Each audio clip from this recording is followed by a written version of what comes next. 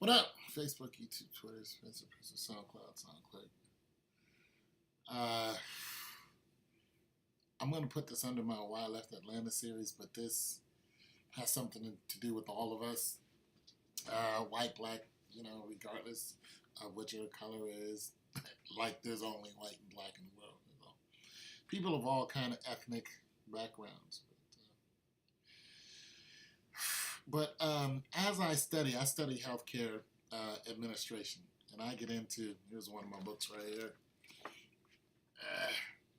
But we get into stuff like families and the nucleus of the family and why there aren't being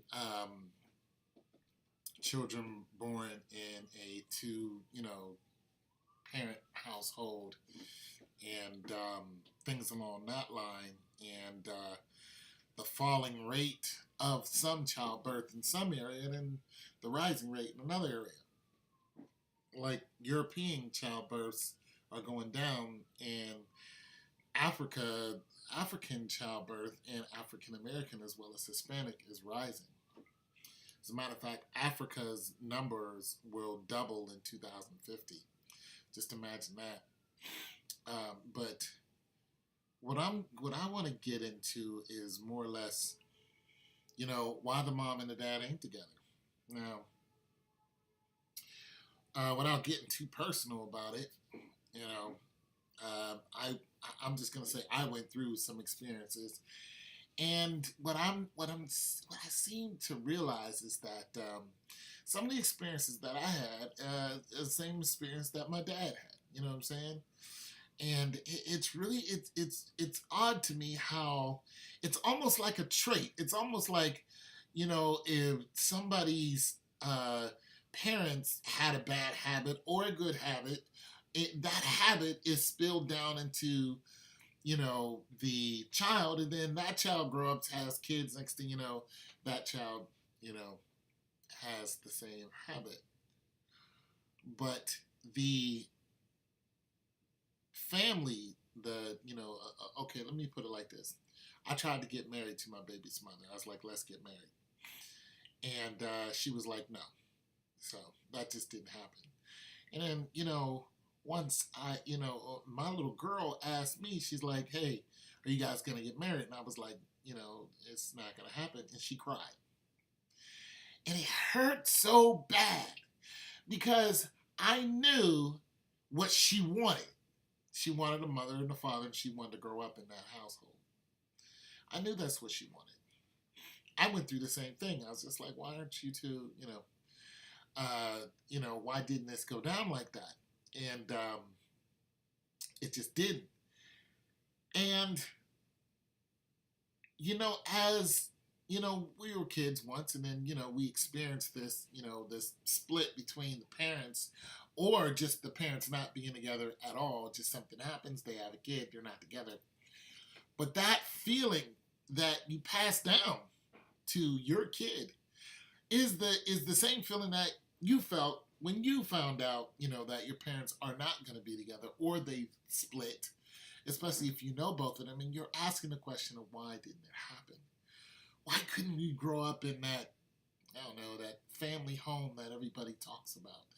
This American dream that you're always being sold. Why didn't it happen? And, the more I read about things and then the more I look at other people's experiences, there's not just one answer to this. The moms are being angry at the fathers are being angry at the mothers, and then everybody goes their way. And then the court system gets involved, and the court system isn't exactly helping. Now you got two families who should be celebrating the life of a child together. It should be one family fighting amongst each other. Whether it's for custody of the child, whether it's for child support, whether it is just for who's going to see the child win, and then it comes down to, hey, it was your weekend to, be over here, spending time with, your little boy, and you didn't come, and or it was your weekend for you to watch him and you didn't come get him, you acting like you ain't home, you don't want to answer the phone, you don't want to be bothered. Next thing you know, the child hasn't seen the mom in so long, or the child hasn't seen the dad in so long. And that creates a seed.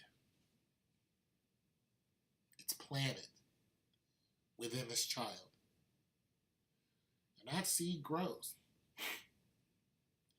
And we see the same thing happening, passed down from generation to generation now. As a matter of fact, when you look at your children now, do you think that they're going to get married? I mean, when you're realistically looking at them. When you look at your little girl, do you think that your little girl is going to find a husband? Or do you think she's just going to grow up and be single and be happily single, or so-called happily single? Then there's the numbers that are just against, a woman, not necessarily a white woman. But even though white women are getting married, more, I think Asian women are getting married more than black women are too, and maybe Hispanic. I think everybody is beating black women to the altar. Now, there are certain reasons for that. It's not always like, I'm not pinning this on someone. So black women, don't get upset because I'm not pinning this problem on you. I'm pinning it on the community as a whole.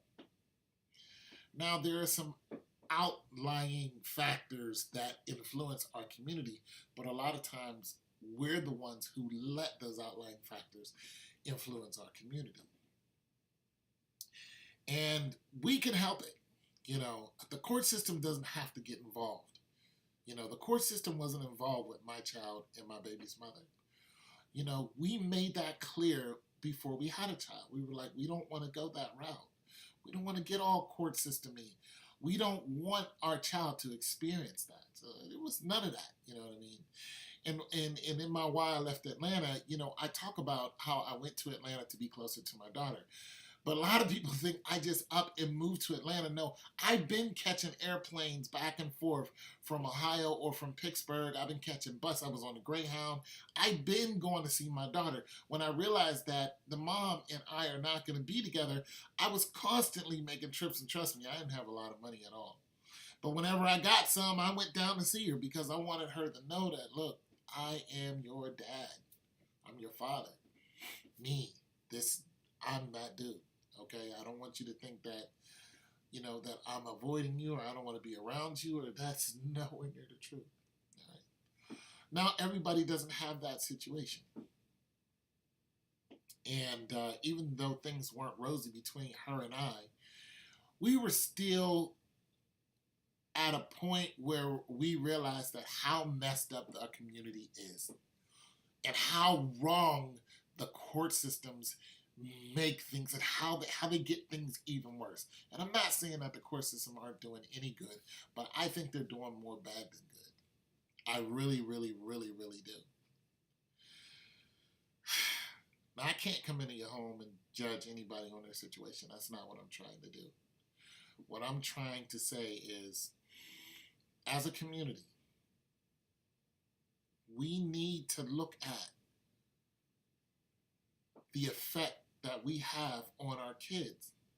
Because while we're fighting with each other and dragging each other through court and beating each other up in any kind of way that we can, while we're just obliterating each other, this child sees this. This child's tears is real. I could still see my daughter crying. I still remember the day that happened. I remember the look on her face, and it broke my heart in half. And I wanted to fix it. I did. I was like, oh, that hurt. But there was nothing I could do about that. And this, like I said, this is my situation. Now, other situations is on the other hand. It's like the father isn't there, or the father is like, no, I'm not going to do this. So this is not a blame game. I'm done with the blame game. That's not what this is. This is a maturity thing. We got young adults out there having kids. We got kids having kids. We have to be mature about it. We just do. Because we're losing. We're losing as a community, as a people, as especially as black people. We are losing a race. Now, listen, I'm not saying that everybody needs to go out and get married, because the truth is, there are more black women than there are black men in this country, and it's not even possible for every black woman to marry a black man one-on-one. Not unless you get into, what is it, polygamy, where you can marry more than one. If it wasn't against the law to do that, then that is very foreseeable. Like, you can marry 3 or 4 women, and there are countries where they do that all day because there's just too many women. Okay. And that's really what this boiled down to. There's like 1.5 million women who will never see a husband. And that number is going to grow because the population is growing. It's just not going to happen. I don't care what the preacher tells you to wait on God. Don't listen. It's not. I'm sorry. Just the numbers. Just the numbers. Even if you took out the men who are dating other men, the women who are dating other women, the men who are incarcerated for life, the men who are not your type because of either financial, not tall enough, or whatever. If you take out all the variables, if you look at the statistics and take out all of those and say, release all the men from jail, every guy is my type, blah, blah, blah, blah, every man, it's still not possible for every woman, every black woman, to date and marry a black man. However, it's possible for every black woman to have a child by a black man. It's very possible. It's going to take a lot of work on some of us, but nonetheless, it's very possible. But when that happens,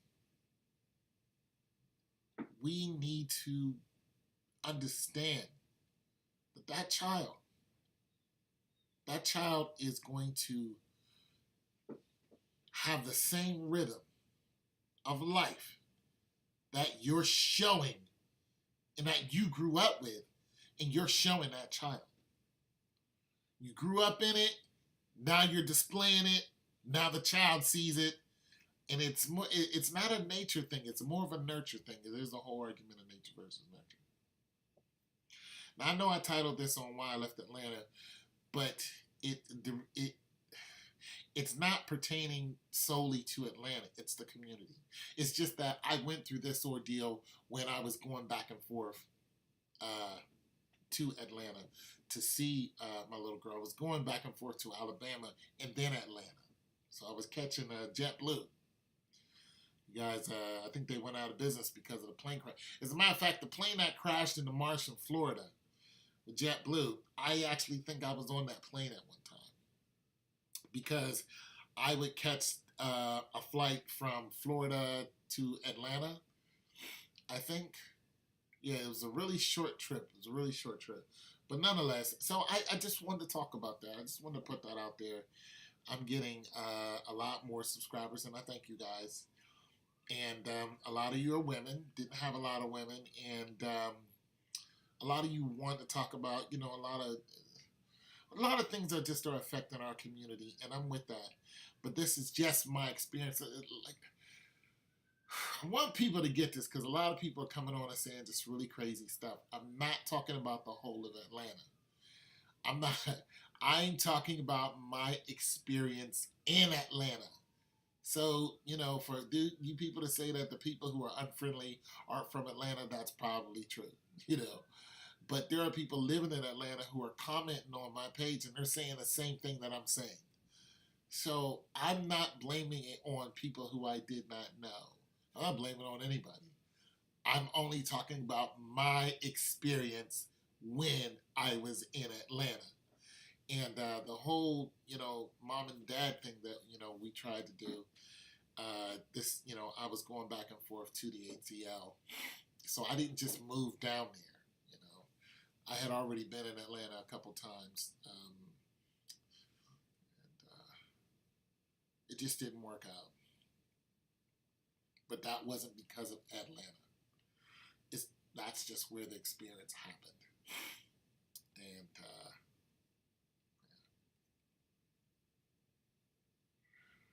we need to focus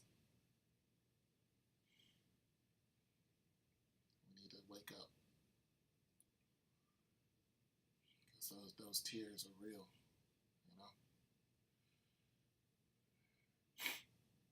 And if you want to experience those tears, you keep doing what you're doing. You keep being angry and fighting and blaming it on each other. You see what happens in the next 10 years when that kid is grown. See where they start dating and they'll start fighting with their, with somebody who could potentially be a good spouse for them, man or woman. I'm saying man on woman and woman on man. I'm just saying they get to fighting with him, and I'm saying that because of the childbirth. You guys understand. I'm saying that because them having a child and then the same cycle happening. So, anyway, it's your boy Tone 202. I just thought I'd talk about that. And God bless.